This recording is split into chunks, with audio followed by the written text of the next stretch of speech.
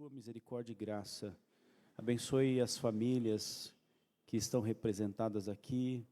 Senhor Deus, em nome de Cristo Jesus, nós rogamos pelos aqueles que não podem vir, os que se encontram impossibilitados, Senhor Deus, de irem à tua casa. Tenha misericórdia destes. Aos que se encontram fracos, ó Deus, desmotivados, que o Senhor, pelo poder do teu Espírito Santo, também possa alcançá-los e dar a eles vigor, Senhor, renová-los para a glória do teu santo e bendito nome, a fim de que estes, Senhor Deus, sejam novamente renovados pelo teu Espírito Santo para a glória do teu nome. Ó Deus, fala conosco, nós precisamos ouvir a tua voz. Nos instrua pelo teu Espírito Santo. Edifica-nos, ó Senhor Deus, pela verdade da tua palavra, para a glória do teu nome, Senhor. É o que nós te pedimos e te agradecemos, em nome de Jesus. Amém. Paz do Senhor, meus irmãos. Amém.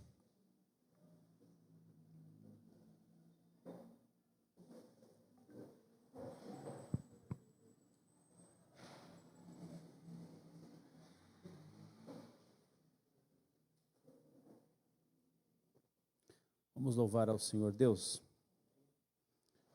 Por favor, irmão Davi.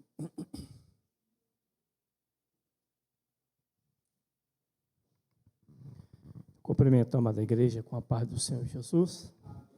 Vamos louvar a Deus com o hino de número 193. Amém?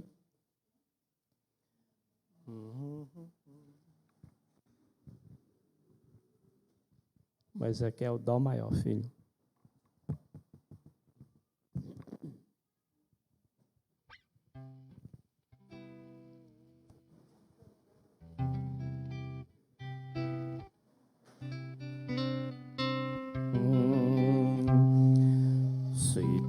Minha alma a Deus suplica e não recebes,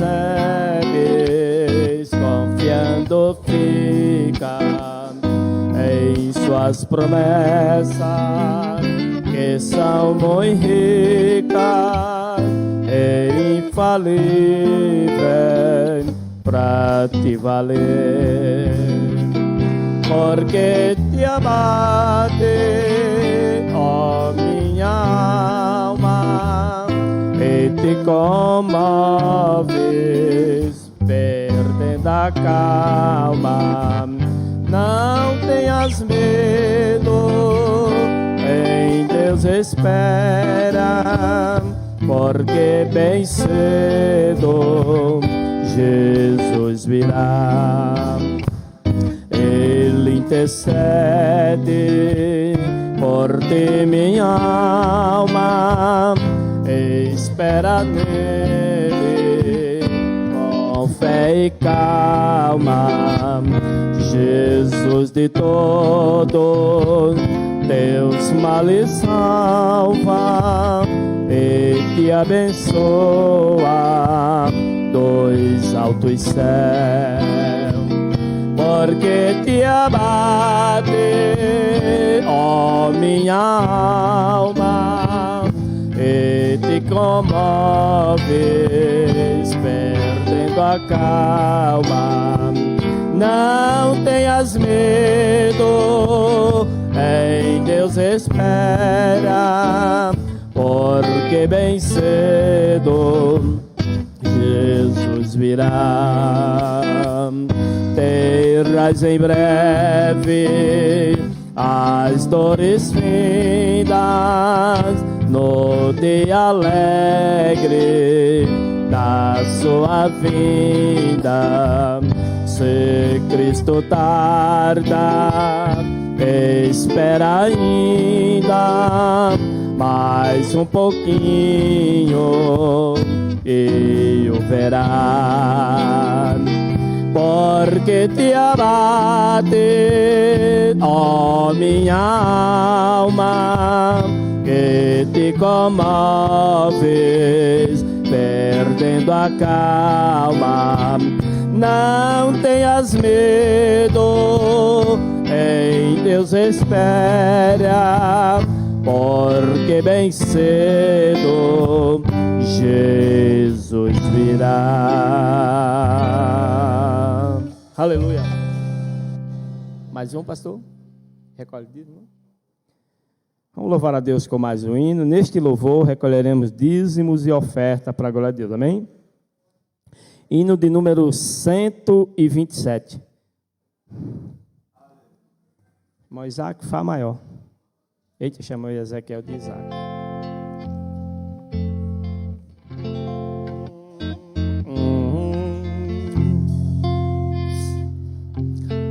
O Senhor da ceifa está chamando.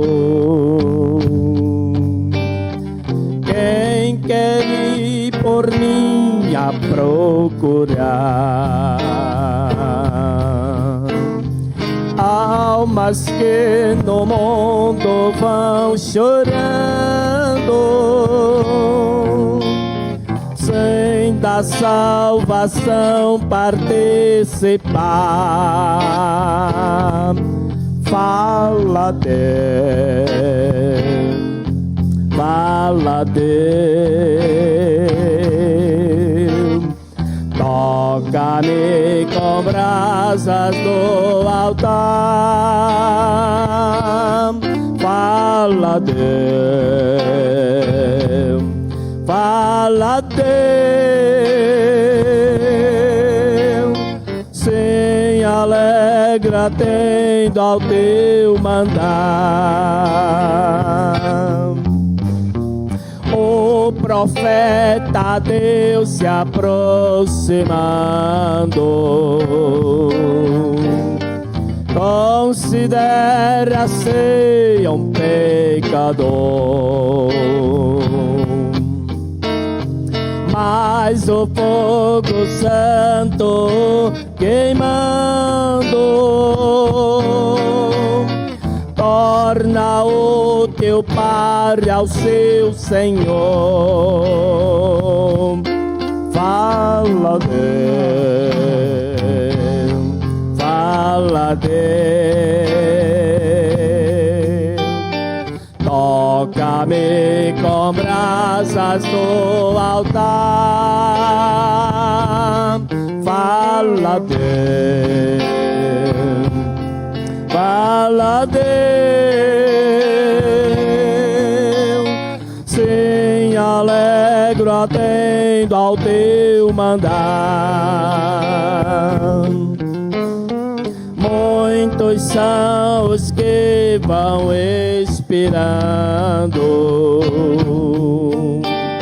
sem ter esperança de ver Deus. Vai depressa lhes anunciando que Jesus os leva para os céus. Falta um. Fala Deus, fala Deus, toca-me com brasas do altar. Fala Deus, fala Deus, sim, alegre atendo ao teu mandar. Breve os trabalhos serão findos, bênçãos vão os servos desfrutar. E Jesus os saudará, bem-vindos. Esta glória espero alcançar. Fala Deus, fala Deus, toca-me com brasas do altar. Fala Deus, fala Deus, sim, alegre alegre atendo ao teu mandar.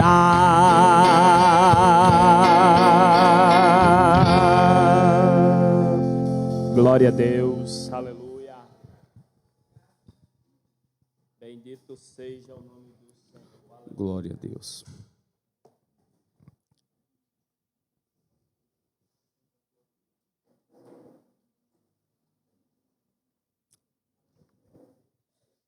Primeira de Paulo aos Coríntios, capítulo 4, versículo 7.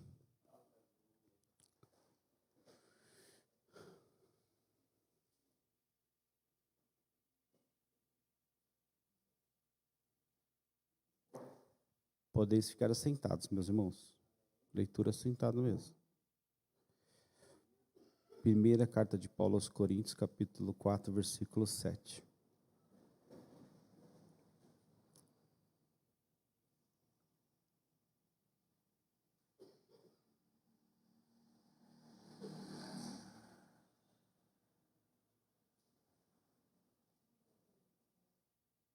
Todos encontraram? Deixa eu só ver os 6 aqui.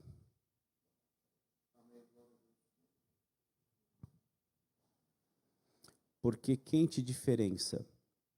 E que tens tu que não tenhas recebido? E se o recebeste, por que te glorias como se não o houveras recebidos? Paulo faz a citação desse versículo, dizendo ao ser humano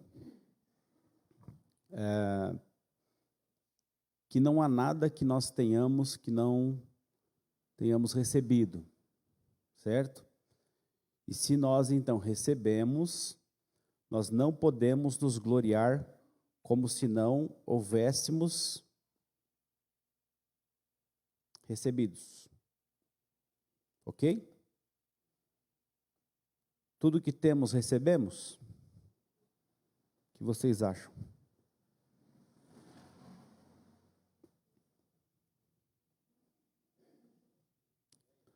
Ou tem alguma coisa aí que você conquistou por mérito próprio?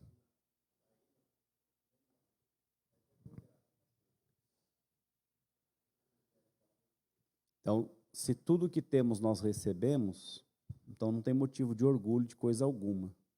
Não há nada que façamos que não seja por graça. Então, nós não podemos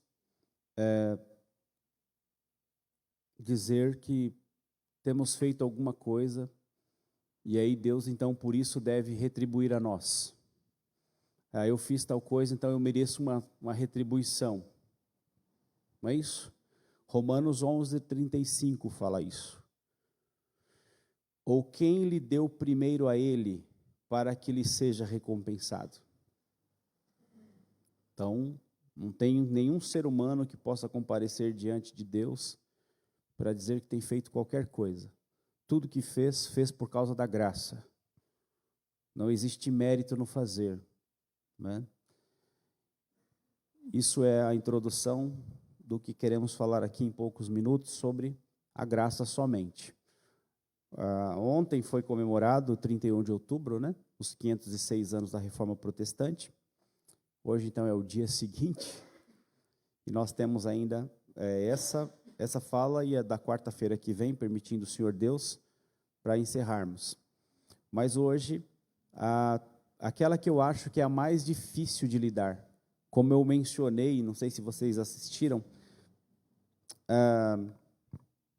segunda-feira, a minha conversa com o pastor Douglas Fidalgo, sobre pentecostalismo, neopentecostalismo e reforma protestante, e eu mencionei essa questão da graça, né, que eu disse que no que tange as outras doutrinas, somente Cristo, somente a Escritura, somente a Deus glória, parece que fica fácil de compreender. Mas quando nós chegamos na justificação pela fé somente e a salvação pela graça somente, parece que nós temos alguma divergência ainda nesse quesito, que é o que eu sempre estou falando aqui com os irmãos sobre isso. E a este respeito, lá no nosso slide, o que nós temos aí, ó. Vivemos num mundo em que tudo é pago, comprado e conquistado. Nada é de graça. Esta mentalidade, no tempo de Lutero, tinha sido transferida até mesmo para as coisas de Deus. A salvação deveria ser conquistada ou comprada mediante o pagamento de indulgências, cartas de perdão, oferecidas pela igreja da época. Lutero voltou contra esta prática e fez isso fundamento no que já expomos sobre a centralidade de Cristo, da fé e da Sagrada Escritura. Próximo. A Escritura, então, é um instrumento que Deus usa para nos conduzir à graça de Deus, ou seja, à compreensão de que a salvação não é mérito humano, mas presente divino, dado por meio de Cristo, recebido pela fé. Isso foi realmente revolucionário no tempo do Reformador. Não há mais salvação por iniciativa humana, nem por méritos próprios alcançados pela observância de leis e regras estabelecidas pela igreja. A salvação é iniciativa gratuita de Deus, realizada por meio de Cristo. E sobre isso Lutero dizia: entendo que o pecador é justificado somente pelo amor, pela misericórdia e pela graça de Deus e nada mais. A graça de Deus me livra da culpa, do poder e da presença do pecado, conforme as conversas de Lutero na página 224. Então ele não deixava margem, né, para qualquer possibilidade de uma autossalvação, como se o homem pudesse se autossalvar ou participar da sua salvação. E aí, alguns ainda têm alguma dificuldade com isso, por quê? Porque desconhecem as origens, né? As origens dessa discussão toda. A princípio parece muito fácil. Não, pastor, eu acredito que a salvação é pela graça. É mesmo? Pois é, mas que a salvação é pela graça também a Igreja Católica acredita. A diferença entre catolicismo romano e protestantismo é a palavra somente pela graça. Então, há uma diferença entre uma salvação pela graça e a salvação somente pela graça, que é o que foi defendido pelo reformador. Havia em discussão, já há muito tempo, né, desde o período de Paulo, já havia essa discussão com os judaizantes, né, que já falavam de uma necessidade de mais alguma coisa além da graça, e aí ele escreve aos Gálatas e diz que se alguém pregasse um outro evangelho, era para ser considerado anátema. Ele era chamado para o evangelho da graça, pregoeiro da graça do Senhor Deus, defensor da doutrina da graça, mas posterior aos primeiros pais da igreja, surge ali no século IV, eu acho,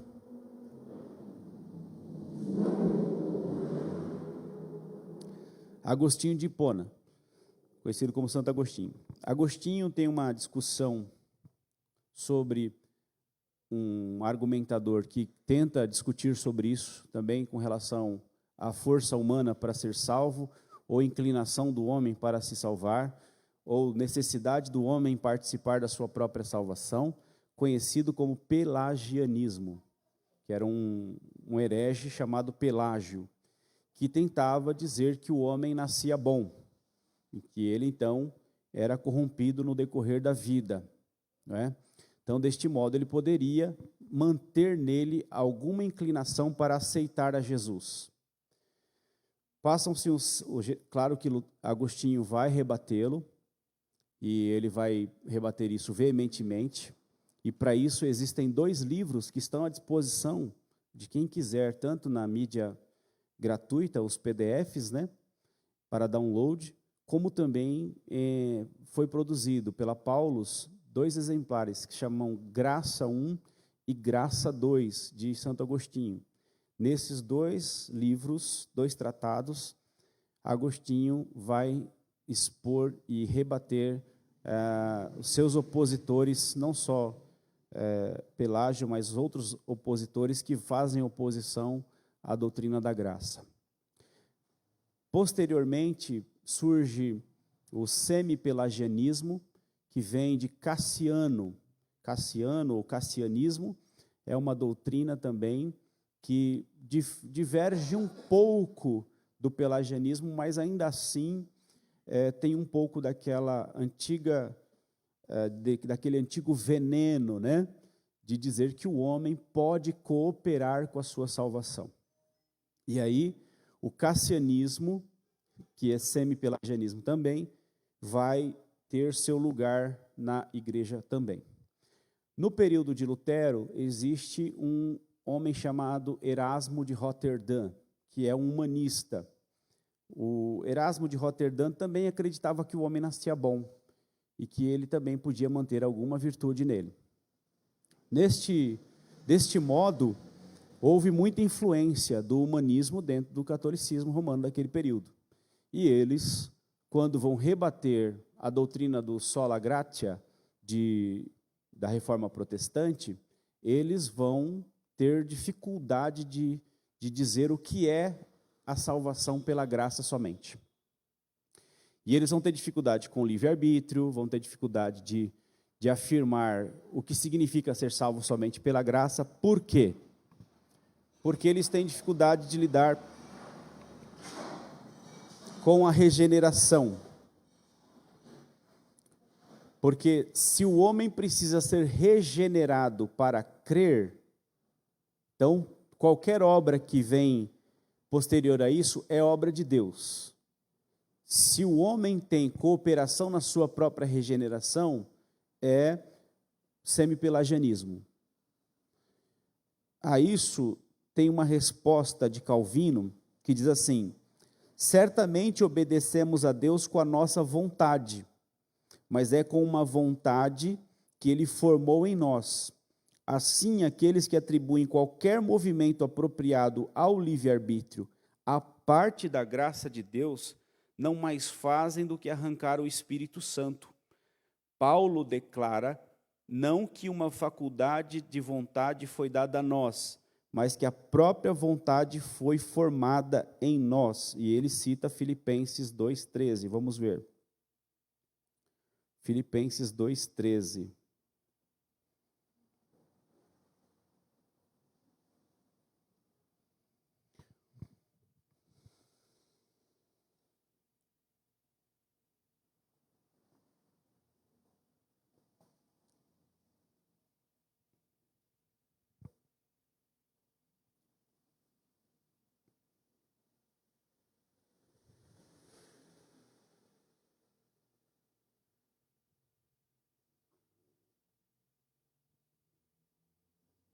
Encontraram? Porque é Deus que opera em vós tanto o querer como o efetuar segundo a sua boa vontade. Então, na sua defesa, Calvino afirma que é tudo operação de Deus. E na continuidade da fala dele, da citação, ele diz assim: assim, o consentimento ou obediência a uma vontade justa não vem de ninguém além de Deus. Ele age dentro de nós, sustentando e movendo o nosso coração, nos atraindo pelas inclinações que Ele mesmo produziu em nós. Assim diz Agostinho: que preparo pode haver no coração de ferro, até que por uma mudança maravilhosa comece a ser um coração de carne? Então tem que ser uma produção do próprio Deus. E é claro que Agostinho está fazendo menção do profeta Ezequiel, né? Que ele fala, não de ferro, mas de pedra. Tirarei de dentre vós o vosso coração de pedra e colocarei um coração de carne. Ele fala que, naquela citação, ele está dizendo que Deus vai causar uma operação no coração do seu povo, de tal maneira que a partir de então eles o servirão e obedecerão às suas leis. E Deus então diz que precisa haver uma operação de Deus no ser humano para que ele possa crer. Caso não haja esta operação, o homem de per si, na sua vontade arruinada, ele nunca poderá optar por Deus. E aí é o grande dilema aí que muitas pessoas fazem com relação à graça de Deus, né? Essa operação de Deus, com relação ao livre-arbítrio, né? O homem é livre para suas escolhas morais, e eles concordam com isso. Só que o homem é morto em suas inclinações por causa do pecado, e ele não pode optar Deus. Essa é a distinção. Ele está morto. Efésios 2, vamos lá.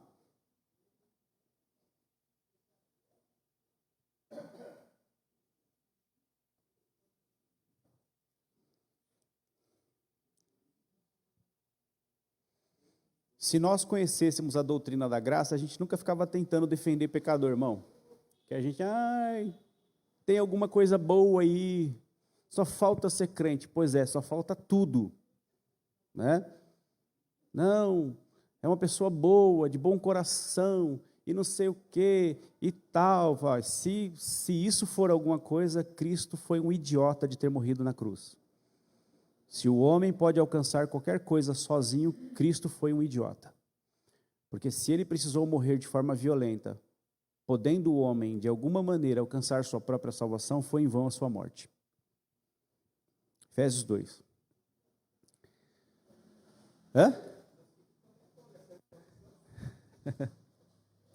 Olha o que diz Paulo aos Efésios. E vos vivificou, estando vós mortos em ofensas e pecados. Paulo é taxativo em dizer, não só aqui, mas acho que também em Colossenses, né? Que houve um processo de vivificação. Em quem? Em quem estava morto. Morto de que maneira? Morto em seus delitos e pecados. Os delitos e pecados, ou a continuidade na prática do pecado, que é aquilo que vai ser defendido depois por outro apóstolo, né? Aquele que está em Cristo não vive pecando, ou não peca, né?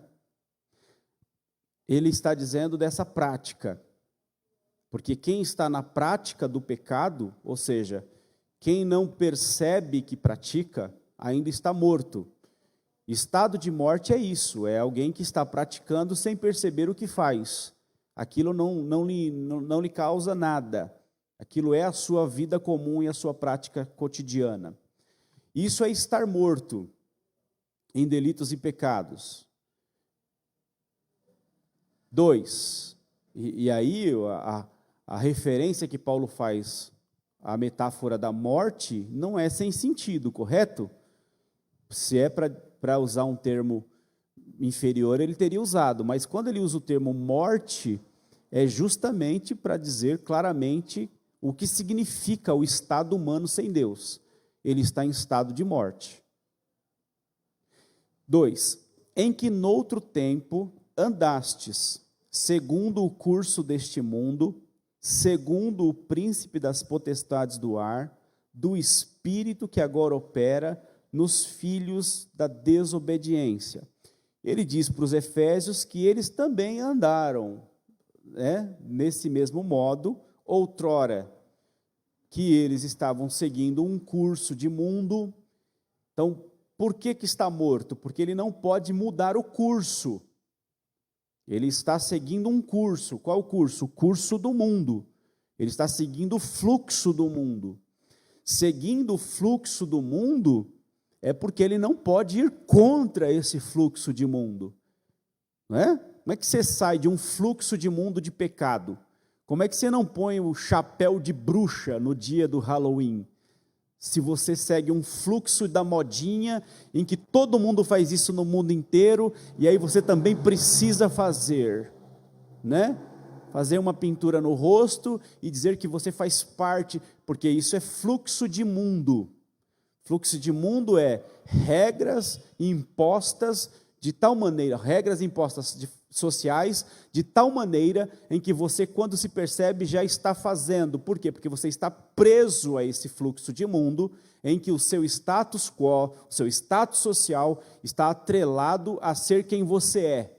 Então você nem percebe, quando se vê, você já faz parte disso tudo e não consegue mudar quem você é. Então é muito profundo essa questão do estado de morte. Então nós seguíamos a esse curso de mundo. Não somente o curso do mundo, né, mas também segundo o príncipe das potestades do ar. Então o ar tem um príncipe de potestades, as potestades estão nas regiões celestiais, conforme Paulo também fala. Nossa luta não é contra carne nem sangue, mas contra as potestades que estão nos lugares celestiais, principados e potestades que estão nos lugares celestiais. Existe essa atuação desses principados e dessas potestades, e existe um príncipe dessas potestades, um maioral dessas grandes potestades.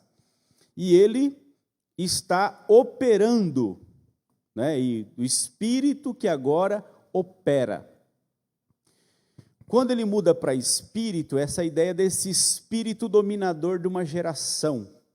Não existe o espírito altruísta do Natal. Chega o Natal, todo mundo se sente bondoso, com vontade de passar na lojinha do R$1,99 e comprar algum presentinho para levar para alguém, né? Se sente mais melancólico, se sente mais misericordioso, se sente mais perdoador e assiste os filmes de Natal. Eu já assisti aquele homenzinho verde, como é que chama ele?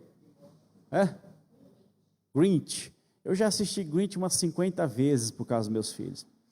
E aí você assiste esses filmes e tal, e aí se inclina a fazer uma coisa, e faz outra, e bota uma guirlanda, uma arvinha, umas bolinhas, não sei o quê, e fica todo mundo assim mais bondoso. O que é isso? Isso é um espírito do Natal. É isso, é o espírito do Natal. Existe uma regência daquele mês, ou quando se aproxima daquele mês, em que todos vão participando desse espírito, é um espírito comunitário, não é? Por exemplo, quando você vai num estádio de futebol, não vou falar do Corinthians, porque o Corinthians é do São Paulo, do Palmeiras, né? E você vê aquele monte de São Paulino, um monte de palmeirense, flamenguista, né? Tudo ali doido para o gol e tal. Existe um espírito ali. Qual que é o espírito? É o espírito agregador coletivo daqueles torcedores que têm algo em comum. O que eles têm em comum? A vitória do time. É um espírito. O que ele está falando aqui é exatamente isso, né? Existe um espírito operando agora, diz ele. Um espírito que agora opera. Qual que é o espírito que agora opera? Esse espírito que leva essa geração de gente que segue um curso, por causa que existe uma regência de um príncipe de potestade que rege todo mundo no mesmo espírito. Qual que é o espírito? O espírito de ser contra Deus, o espírito de desobediência, o espírito de rebeldia, né? Então existe um espírito. Qual que é o espírito? Os rebeldes sem causa. Conhece o espírito da rebeldia sem causa? Estamos vivendo uma plenitude da rebeldia sem causa. Por exemplo, um grupo de homossexuais ou do movimento LGBTQI mais alguma coisa, qualquer coisa menos hétero, vai à Avenida Paulista, hasteia uma bandeira do Hamas e protesta a favor do Hamas. E aí o repórter chega para ele e fala assim, vocês estão protestando pró-Hamas? Você se esqueceu que o Hamas recentemente levou homossexuais ao cume de um prédio e os jogou de lá de cima? Vocês se esqueceram que o Hamas é contra a homossexualidade e eles matam homossexuais? Por que vocês estão protestando para o Hamas? A gente está tentando entender. É um espírito de rebeldia sem causa, de pessoas que querem protestar por protestar e não sabem nem por que protestam, mas pelo simples fato de precisar protestar por alguma coisa para se sentir alguém. Porque todo mundo acha que isso é alguma coisa nesses dias. Então é um espírito que leva pessoas a fazerem esse tipo de coisa, é uma desobediência, uma rebelião de se opor a alguma coisa, né? E aí, nesse caso, a compreensão de que Israel é o povo de Yahvé, e aí esse povo de Yahvé é um povo absolutista, um povo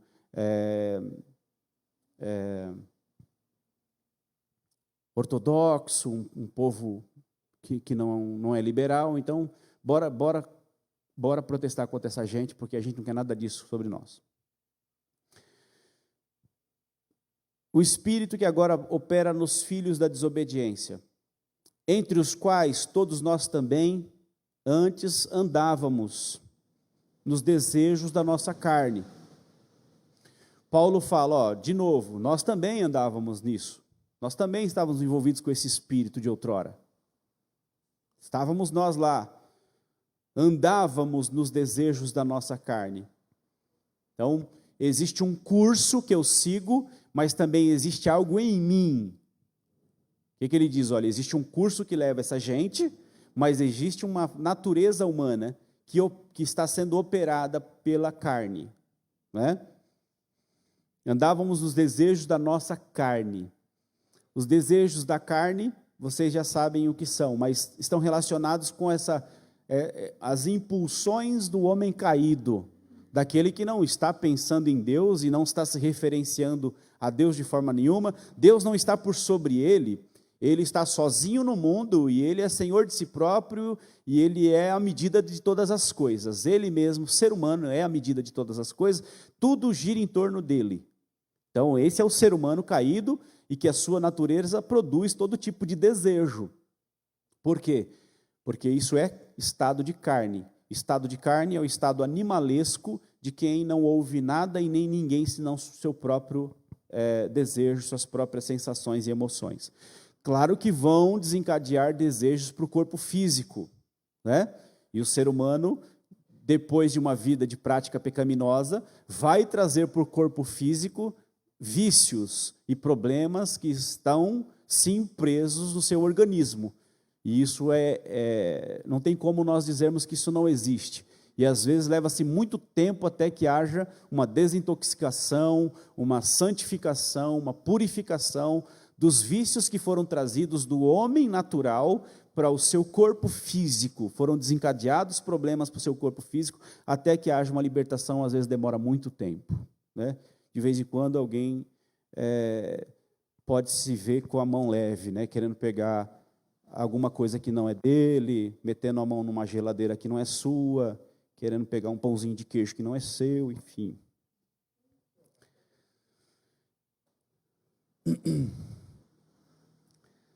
Bom, nós então andávamos nos desejos da nossa carne, fazendo a vontade da carne e dos pensamentos. Porque também tem um pensamento aí sobre regência disso tudo, né? Pensamento caído. Já tentou lidar com gente que tem um pensamento caído? Não dá diálogo. O pensamento está caído. Você pode usar o argumento que você quiser. O pensamento está caído. Como é que você discute com alguém assim? Não é Paulo mesmo que diz um outro texto? As coisas espirituais são discernidas espiritualmente, e na verdade o ímpio não pode entender, nem pode entender, porque ela se discerne espiritualmente. Então, uma mente caída não entende as coisas do espírito, não pode, na verdade, porque está no estado de carne. Você pode ler Bíblia para uma pessoa dessa, e tentar explicar, não adianta, não resolve, não é? Que bom seria se não fosse assim, mas é assim que funciona. Você pode abrir a Bíblia quantas vezes você quiser, você pode falar, não resolve. Por quê? Porque a mente está caída, o pensamento está em queda. Os pensamentos, eles orbitam no pecado, né? Eles estão em torno, e tudo está entrelaçado no pecado. Tal como um cérebro humano na sua complexidade, com seus impulsos elétricos das sinapses da mente, o pensamento pecaminoso também tem as suas ligações, suas interligações que estão relacionadas com as suas premissas e os seus pressupostos pecaminosos, ou seja, a partir do ponto do qual ele pensa todas as coisas. a sua cosmovisão. Lembra que eu falo aqui diversas vezes sobre cosmovisão?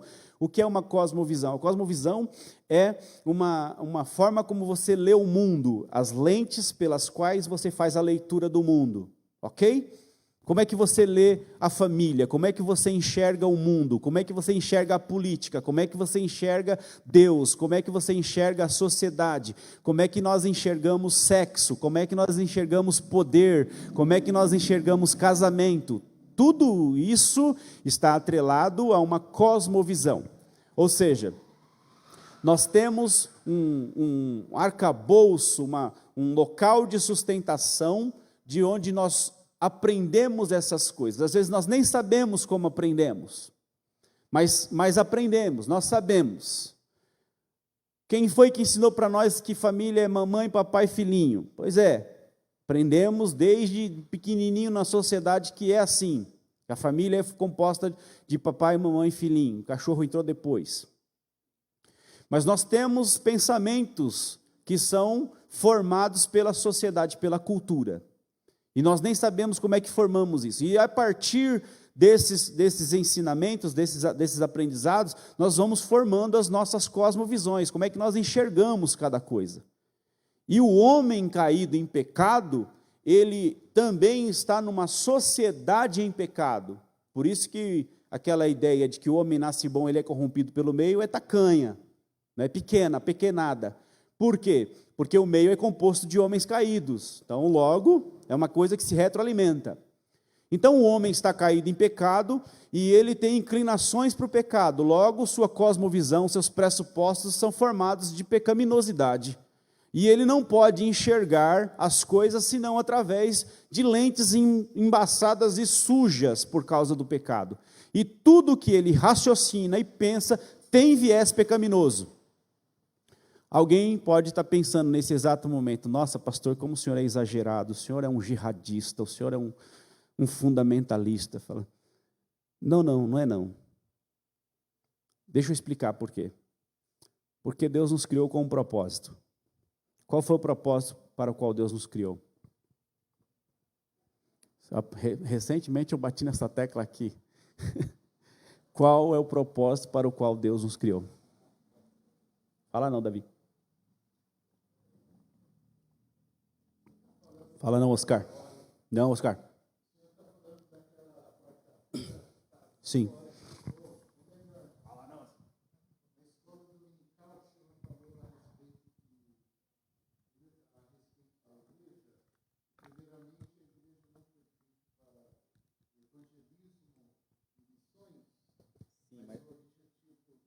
Aí era adoração. Não, nesse aí foi uma questão da igreja. Aqui foi uma questão, acho que foi no culto de quarta-feira, foi o objetivo último do ser humano. Para que Deus fez o ser humano?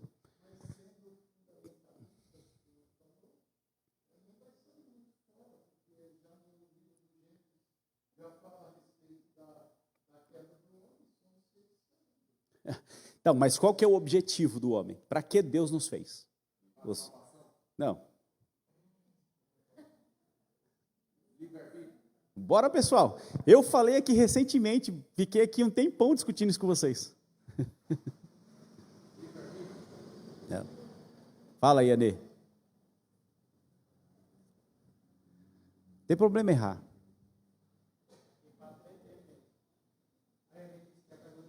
Isso, aleluia, oh glória. Não pode ter vergonha, vai que você está certa, né? Estava certa. Nós fomos criados para a glória de Deus, percebe?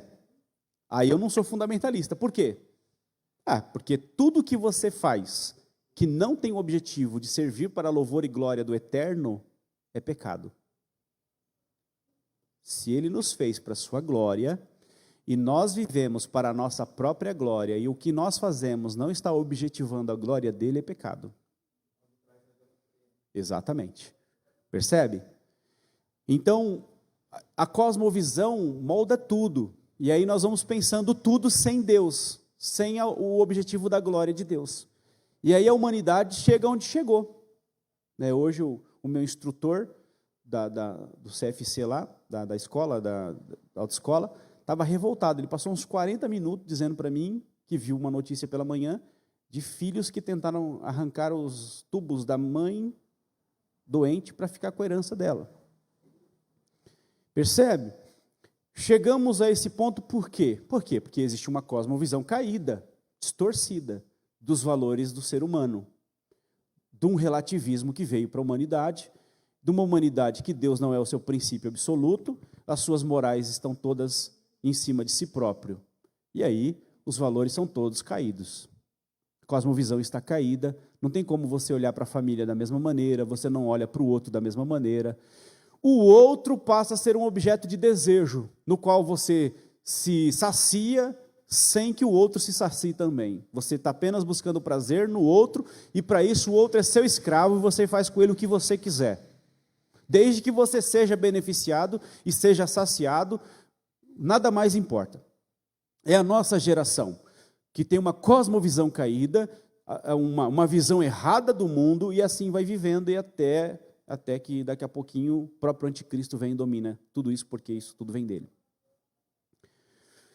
Pois bem, então ele diz, olha, andávamos desejando a nossa carne, fazendo a vontade da carne e dos pensamentos, e éramos por natureza filhos da ira como os outros também. Então, era filho da ira.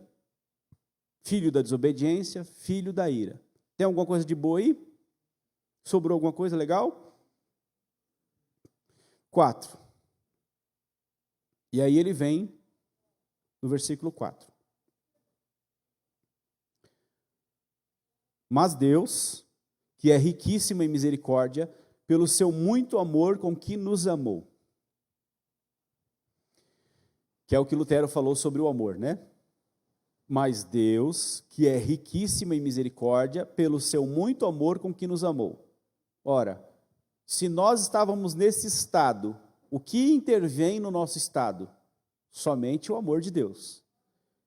Porque Deus é riquíssimo em misericórdia, por causa do seu muito amor com que Ele nos amou, vai haver intervenção nesse estado de morte que a humanidade estava e está, né? Qual que é a intervenção? É uma intervenção de misericórdia. O Deus misericordioso vai agir. Não é o ser humano que vai provocar Deus para que ele haja. Não é o ser humano que vai trazer Deus para a humanidade e vai, de alguma maneira, provocar Deus para que ele faça. Deus, livremente, pelo seu próprio amor, decide intervir na história humana, na eternidade já. Mas é Ele quem decidiu intervir na história humana. E isso é maravilhoso. Por quê? Porque não depende de nós. Não vai repousar sobre os meus feitos pela manhã, que não serão os mesmos de noite. Não estão repousados na minha fidelidade. Está repousado na fidelidade que Ele tem ao seu próprio nome e à sua própria glória. Por amor a si mesmo, por amor à sua glória, Ele fará o que fará. Não é por causa do ser humano, é por causa do seu amor, que é uma grande tentação para a humanidade. A humanidade é tentada a achar que ela é a última traquinas do pacote. E Deus está lá do céu, e de joelhos, né, tentando salvar o ser humano, porque, coitadinho desse ser humano, deixa eu ver se eu salvo mais um pouquinho. Não tem nada a ver com isso. Deus não está ajoelhado de forma nenhuma. Deus está onde sempre esteve, assentado soberanamente no seu trono de glória, executando o seu projeto sagrado na história da humanidade, mas é tudo por causa do seu grande amor e da sua graça. Tem nada a ver com o ser humano, sendo o homem o epicentro do mundo e dos olhos de Deus, e aí Deus vai estar olhando para esse ser humano, não tem nada a ver com isso, tem a ver com a glória dele. E nós vamos ver daqui a pouquinho isso. Pelo seu muito amor com que nos amou, estando nós ainda mortos em nossas ofensas. Ele diz, olha, Ele não esperou a gente melhorar. Nós ainda estávamos mortos nas nossas ofensas. Ele nos vivificou juntamente com Cristo. E aí tem uma pausa do apóstolo dizendo, pela graça. Lembrem, irmãos, que esse estudo aqui é um estudo do Paulo escrevendo para uma igreja para a qual ele ensinou por 3 anos. Percebe? Era uma igreja que aprendeu coisas de Paulo por 3 anos. Então, por isso que você vê assuntos aqui que são elevadíssimos, né? Porque ele já teve 3 anos falando com eles de diversas outras coisas que estão em outras cartas. Mas nessa carta ele está falando de um assunto que está além dos primeiros rudimentos.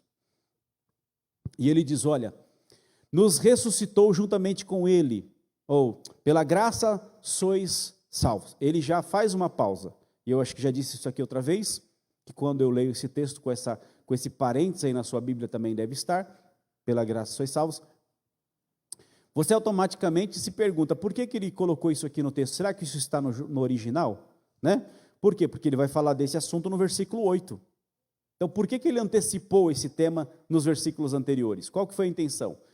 Paulo está dando abertura para aquilo que falará, mas ele tem vontade de falar isso agora. No original grego também está assim. Você percebe que é uma inserção de algo que ele vai falar posteriormente, ele prepara o seu público para aquilo que ele ainda vai falar. Então ele diz, olha, pela graça sois salvos. E nos ressuscitou juntamente com ele. Então, para que haja vida, tem que haver ressurreição. Se está em estado de morte, há a necessidade de ressurreição. Não existe outra maneira.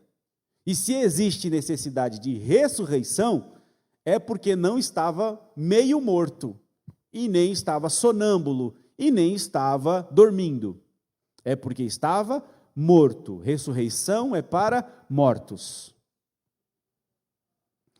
Nos fez assentar nos lugares celestiais em Cristo Jesus, para mostrar aos séculos vindouros, aí ele diz o porquê, né? Ele nos fez assentar juntamente com ele nos lugares celestiais em Cristo Jesus, tal como Adão colocou todo o homem caído, né? Em Adão toda a humanidade cai em pecado, porque ele é o primeiro representante da raça humana. Em Cristo, o segundo Adão, toda a humanidade é colocada de pé, porque ele assenta-se à destra de Deus, e todo o ser humano que crerá nele, assenta-se com ele juntamente, já falei aqui outras vezes sobre isso. Mas ele diz, para mostrar nos séculos vindouros as abundantes riquezas da sua graça. Ele que é riquíssimo em misericórdia, deseja mostrar as riquezas da sua graça. O objetivo é ele. O objetivo é ele. Por que fazes tudo isso, Senhor? Porque resolves em ti mesmo fazer isso com vis pecadores como nós. Aí ele diz, porque o objetivo é demonstrar as riquezas da minha graça para as gerações futuras. Para mostrar nos séculos vindouros as abundantes riquezas da sua graça. Então, o objetivo quando você é alvo da graça de Deus, não é você se ufanar, se vangloriar de que você é um objeto da graça de Deus. O intuito de Deus é que todos nós transmitamos aos demais que somos alvos da graça de Deus. Ao dizermos, legal, você achou algo interessante em mim, você viu eu fazer algo interessante, deixa eu te dizer, isso não sou eu, isso é a graça de Deus comigo. Tudo que você vê é a graça de Deus em mim. Eu sou alvo da graça de Deus. Deus fez isso comigo para mostrar para você, dessa nova geração, da geração futura, as riquezas da sua graça.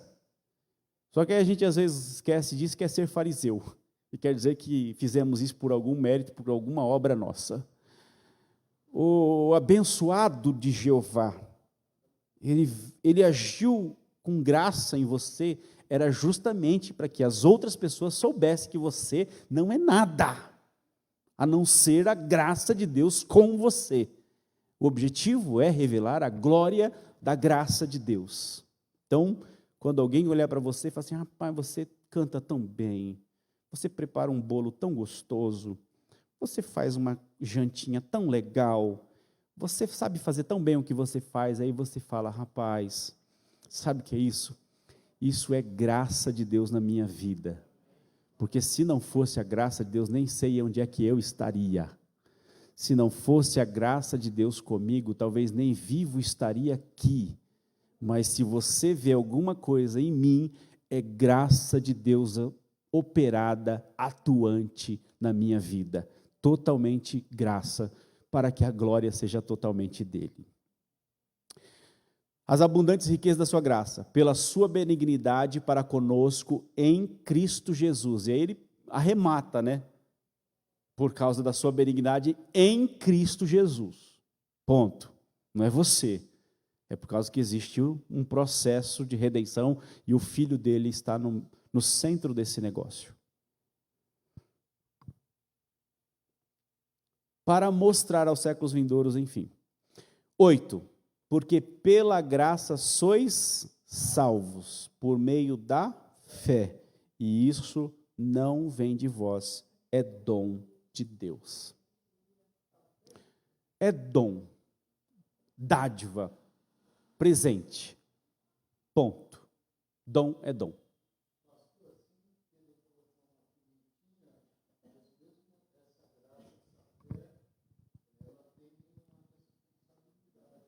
Claro. Como eu disse, depois que você tem a operação da graça, você vai ter a sua cosmovisão reinterpretada. E você vai ter que atuar de acordo com a graça, que é o versículo seguinte. Olha o que diz o versículo seguinte. Não vem de obras para que ninguém se glorie.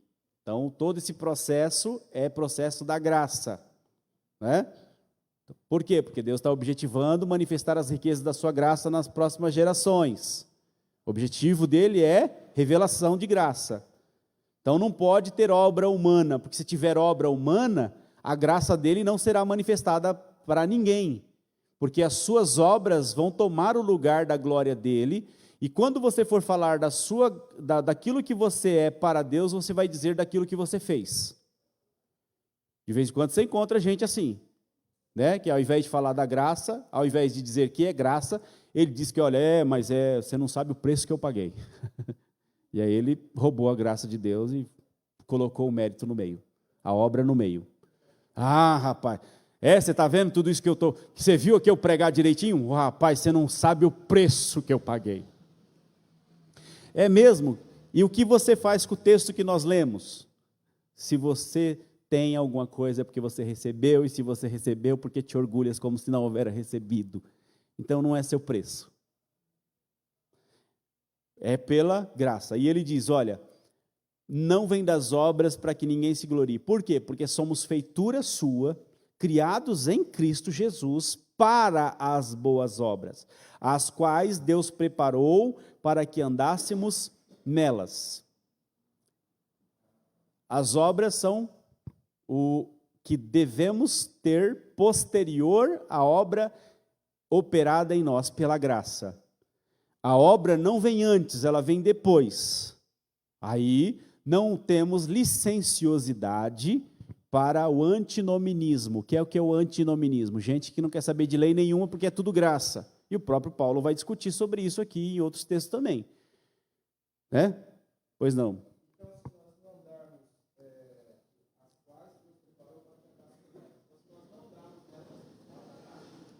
Se Deus preparou de antemão para que andássemos nela, e se a gente não anda nela, tem alguma coisa errada. Qual que está escrito? Citou, pronto, tem que falar.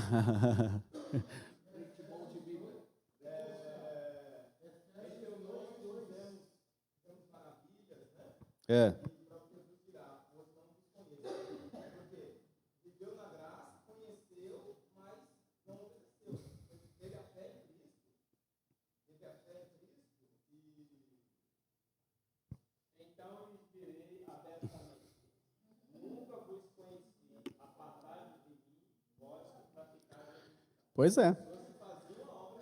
Lembra que eu já falei aqui uma vez, para encerrarmos. O que foi que eu falei aqui uma vez? Eu falei que as obras não salvam. Vocês lembram da frase? As obras não salvam, mas te livram do inferno. Lembra que eu falei? As obras não salvam, mas te livram do inferno. O que isso quer dizer? Quer dizer que a salvação é pela graça. Só que se alguém diz que foi salvo pela graça, mas não produz nenhuma obra, ele vai terminar no inferno. Por quê? Porque não houve nenhuma regeneração. Pois não.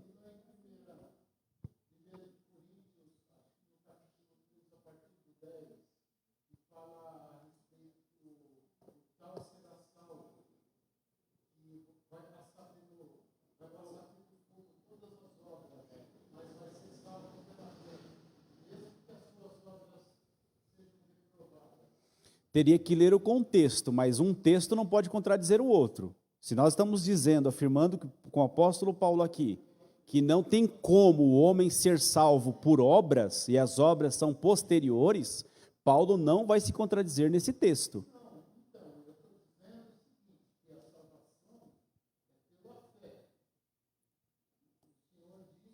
A salvação é pela graça, por meio da fé.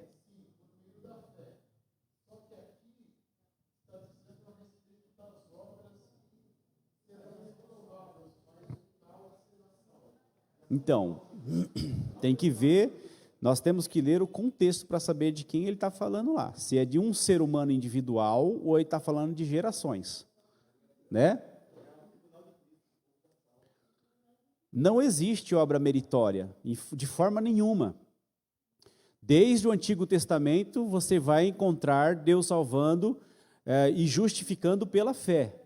A justiça se dá pela fé, ok? Ele está falando de ser salvo como que pelo fogo, né? As obras de cada um será revelada. Olha o que ele fala.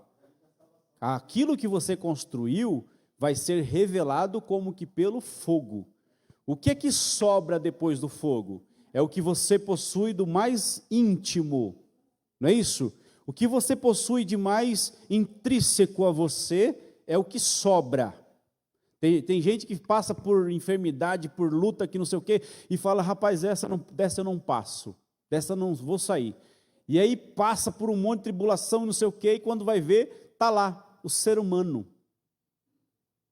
O que sobrou, mas sobrou alguma coisa. Isso que sobrou é quem você é em essência.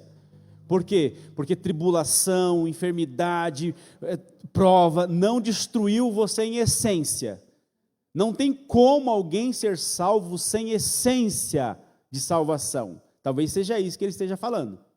Pode ler. Entendeu? É.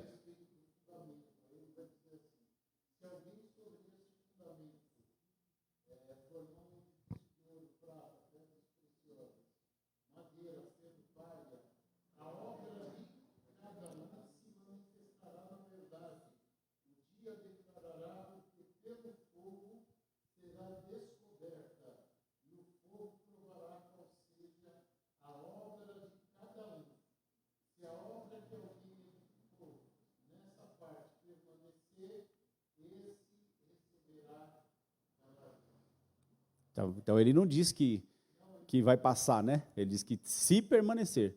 O que significa isso? Paulo pôs fundamento que é Cristo, ok? E aí cada um de nós aqui estamos edificando. Eu estou aqui ajudando os irmãos na edificação, os irmãos fazem a edificação pessoal e estão construindo o seu templo aí. Quando alguém se fundamenta de forma errada, o que acontece? Tem gente, irmão, que vem com a gente na igreja e tal, está lá desde o começo, firme, forte. Aí você vê, quer abraçar o mundo aqui, quer não sei o quê, vou fazer isso, vou fazer aquilo e tal, cheio de força. Aí vem 2 anos, 5 anos, 7 anos, 10 anos, 12 anos. Aí daqui a pouco você começa a ver o fôlego diminuindo. Daqui a pouco você vê uma língua para fora. Falou, opa. Aí você olha para o outro irmãozinho que não falava nada disso no começo, mas era só quietinho no banquinho, dando glória a Deus, aleluia, Jesus. Ô, glória. Daqui a pouco outro culto, 5 anos, 7 anos, 8.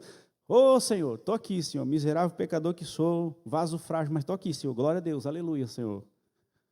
era alguém que estava se fundamentando na palavra. Estava se fundamentando de forma correta. Mas quando nós não nos fundamentamos de forma correta, vamos construindo de forma errada, com teologias estranhas, com doutrinas várias, todo vento de doutrina, não é? De repente vem uma aflição. Aí a pessoa foi construindo o templo dele com doutrinas de confissão positiva, por exemplo. Não, enfermidade nunca chegou lá em casa. Rapaz, nunca vi uma aspirina na minha gaveta, né? Não, na casa, irmão, eu oro e Deus cura. E foi criando essa doutrina, né? Não estou dizendo que alguém não possa crer assim. Só que isso é bíblico? Não. Chega lá na frente, irmão, a esposa cai enferma. Pronto. O que ele faz com toda aquela doutrina que ele achava que nunca ia vir? Enfermidade. Hã?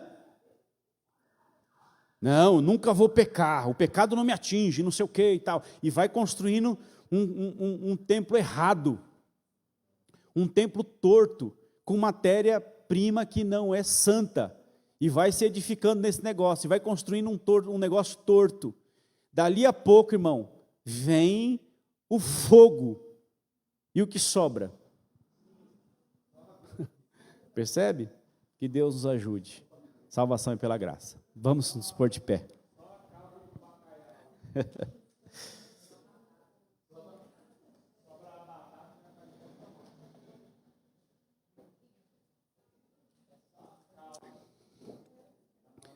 Então a salvação, irmãos, é somente pela graça.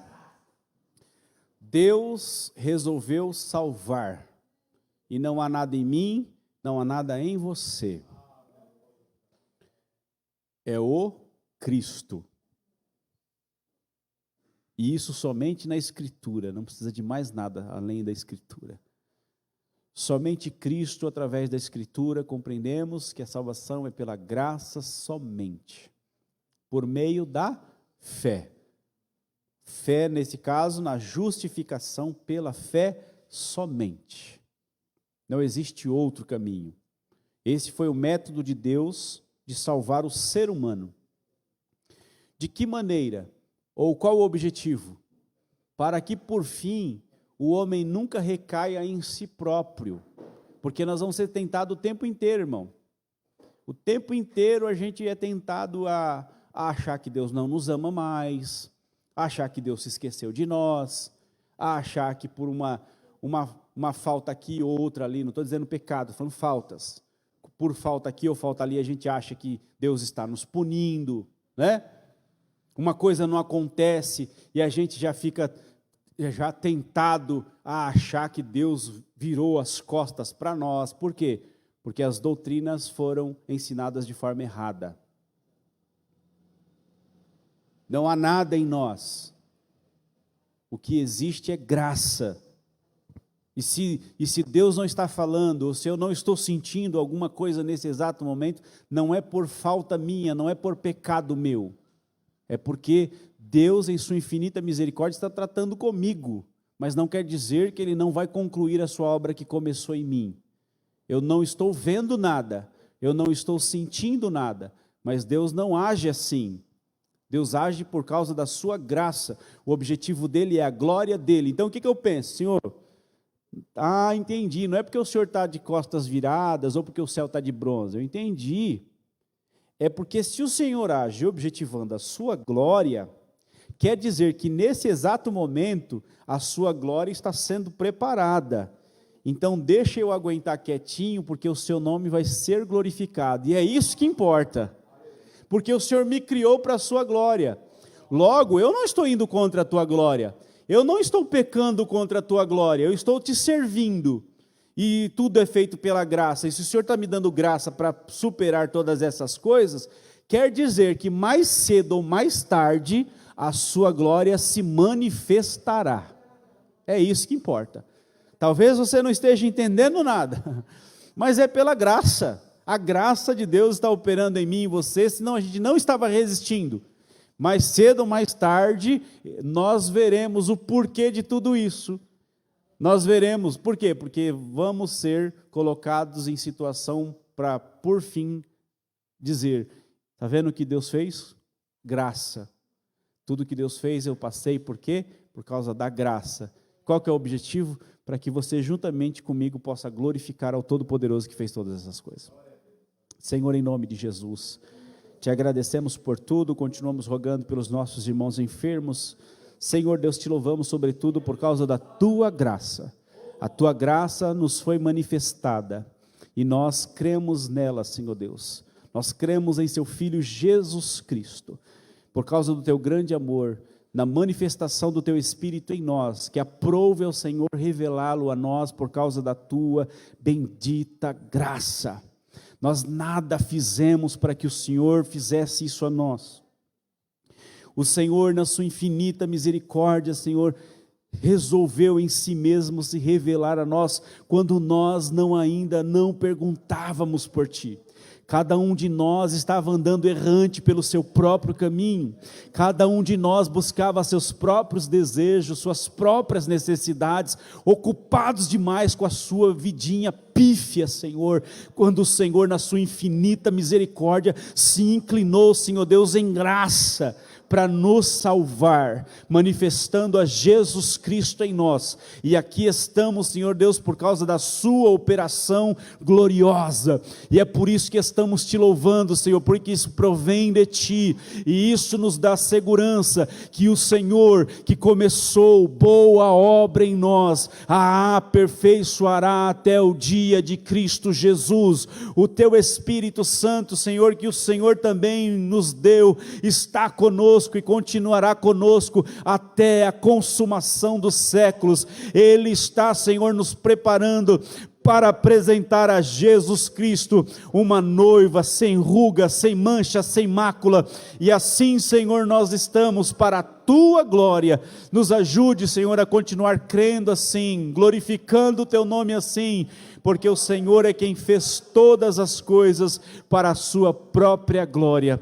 Nos ajude, Senhor, a não roubarmos a tua glória. Nos ajude, Senhor, tenha misericórdia de nós a não nos intrometermos em assuntos que não dizem a tua glória. Nos ajude, Senhor, a não trocarmos as coisas. Nos ajude, Senhor Deus, a não tropeçarmos, ó Deus. Em nome do Senhor Jesus estamos pedindo a ti, para a sua própria glória. Leva-nos em paz aos nossos lares, de acordo com a tua graça, em nome de Cristo Jesus. Dá a bênção apostólica aqui, pastor Marcos, por favor.